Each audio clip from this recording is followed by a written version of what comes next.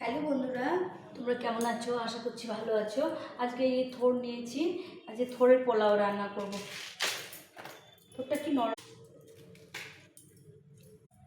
এই শালটা উঠিয়ে ফেলতে হবে। এই থোড়টাকে ভালো করে কষলিয়ে নিয়েছি। এখানে থোড়টা আছে, এই গোবিন্দভোগ চাল মশলা বেটে নিয়েছি, আদা জিরা লঙ্কা, এখানে কিশমিশ নিয়েছি, আর এখানে একটু বাদাম, আদা জিরে, এই এলাচ আদা নিচে দিয়ে দেবো, তেজপাতা, ভালোবাসে। এখন থোড়টা দিয়ে দেবো, ভালো করে সিঝিয়ে দিয়ে দেবো। স্বাদ মতো লবণ, একটু হলুদ, আর এই বাদামটা দিয়ে দেবো। বাদামের কালারটা এসেছে পোলাও পোলাও।